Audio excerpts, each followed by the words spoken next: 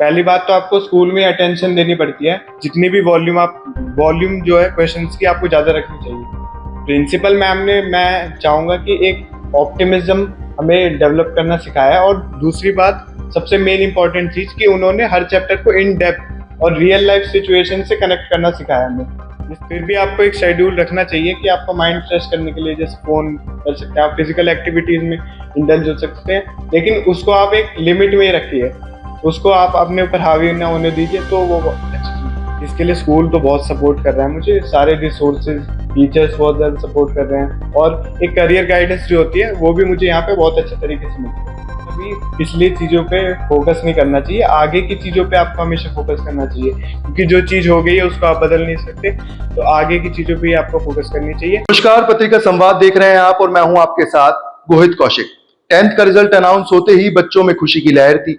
उनकी मेहनत रंग लाई और किस तरीके से उन्होंने परसेंटेज हासिल किए, किस तरीके से स्कूल ने उनको सपोर्ट किया, इस बारे में ज्यादा बातचीत करने के लिए हमारे साथ सीडी स्कूल के एक टॉपर मौजूद है, उनसे बात करेंगे। सबसे पहले तो बेटा, क्या नाम है आपका और किस तरीके से और कितनी परसेंटेज आपने हासिल की है? सर, माय नेम इज जय Mishra and I have secured 96.8% in my CBSE class 10 board exam. 96% बहुत बड़ा एक नंबर होता है। किस तरीके से आपने हासिल की, कितनी मेहनत आप करते थे और पढ़ाई का क्या शेड्यूल था आपका? सर, शेड्यूल वैसे मेरा कोई फिक्स नहीं था, लेकिन मैं नोट्स को ज्यादा रिवाइज करता था, और जो भी स्कूल में पढ़ाया गया है, पहली बात तो आपको स्कूल में अटेंशन देनी पड़ती है। जितनी भी वॉल्यूम जो है क्वेश्चंस की आपको ज्यादा रखनी चाहिए। ज्यादातर बच्चे क्या करते हैं, वो आप थ्योरी पार्ट को ज्यादा ही रिवाइज करते हैं, लेकिन आपको वॉल्यूम क्वेश्चन की उन पे भी ट्राई करनी चाहिए। स्कूल किस तरीके से सपोर्ट करता था आपका? टीचर्स, कौन सी फेवरेट टीचर थी और टीचर्स किस तरीके से आपको सपोर्ट करते थे? सर, टीचर्स सारी फेवरेट है मेरे, तो सबने सपोर्ट किया है। जैसे विकास सर, मैं देखूं तो विकास सर ने हमें प्रैक्टिस शीट्स प्रोवाइड की है, डीपीपीस प्रोवाइड किया है। तो उससे क्या है, हमारे बेसिक लेवल से एडवांस लेवल तक की फिजिक्स में, मैथ्स में, केमिस्ट्री में, इन सब में बहुत ज्यादा मदद हुई है। तो मैं ज्यादातर क्रेडिट सर को ही देना चाहूंगा। स्कूल की प्रिंसिपल किस तरीके से सपोर्ट करती थी? डायरेक्टर सर की बात करें तो उन्होंने किस तरीके से सपोर्ट किया और क्या गाइडेंस उनसे आपको मिली?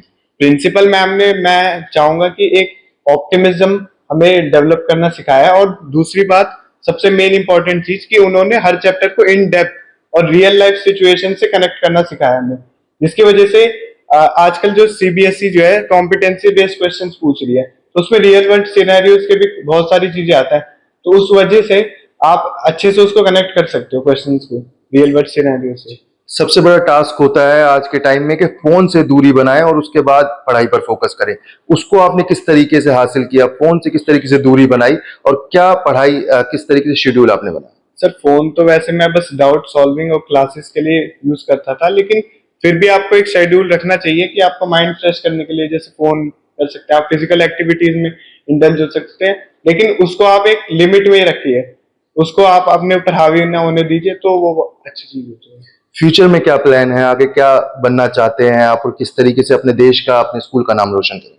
सर, मैं फ्यूचर में क्लैट एग्जाम देना चाहता हूँ, एक प्रोफेशनल लॉयर के लिए, और इसके लिए स्कूल तो बहुत सपोर्ट कर रहा है मुझे, सारे रिसोर्सेज, टीचर्स बहुत ज्यादा सपोर्ट कर रहे हैं, और एक करियर गाइडेंस जो होती है वो भी मुझे यहाँ पे बहुत अच्छे तरीके से मिल रही है। 10th के बाद 11th में कौन सी स्ट्रीम पर आपका फोकस रहेगा और 11th के लिए क्या कुछ प्लान है? सर, मैंने अभी तो पीसीएम स्ट्रीम ली है, और 11th में तो 11th और 12th सर जो है ज्यादातर कनेक्टेड रहते हैं। तो 11th में अगर आपका बेस अच्छा हो गया तो आपके 12th और कॉम्पिटिटिव एग्जाम्स में अच्छा स्कोर कर सकते हैं आप।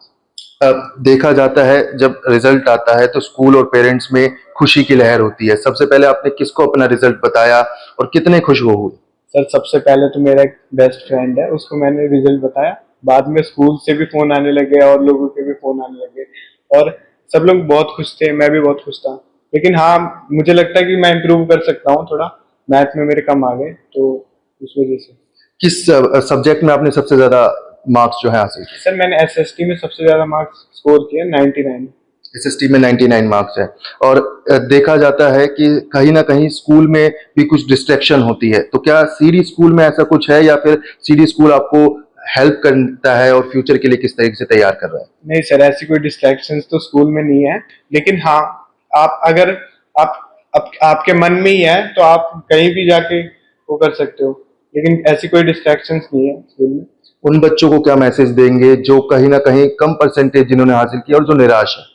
निराश होने वाली तो कोई बात नहीं है, आपको हमेशा भी पिछली चीजों पे फोकस नहीं करना चाहिए, आगे की चीजों पे आपको हमेशा फोकस करना चाहिए, क्योंकि जो चीज हो गई है उसको आप बदल नहीं सकते, तो आगे की चीजों पे ही आपको फोकस करनी चाहिए और हमेशा अपने आप को बेटर करना चाहिए आपको। जी, बहुत बड़ी बात कही इन्होंने कि किस तरीके से आपको आगे पे फ्यूचर पर जो है फोकस करना चाहिए, फ्यूचर ग्रोथ के बारे में सोचना चाहिए और सीडी स्कूल लगातार बच्चों की फ्यूचर ग्रोथ के बारे में सोचता है, किस तरीके से आपको नरिश स्कूल करता है, टीचर्स किस तरीके से हेल्प करते हैं, साथ ही उन बच्चों को भी सल्यूट है क्योंकि वो पूरे दिन रात मेहनत करते हैं, परसेंटेज हासिल करते हैं और ये वही भविष्य है जो देश का नाम रोशन करेंगे और देश को कहीं ना कहीं ऊंचाइयों तक पहुंचाने में मदद करेंगे।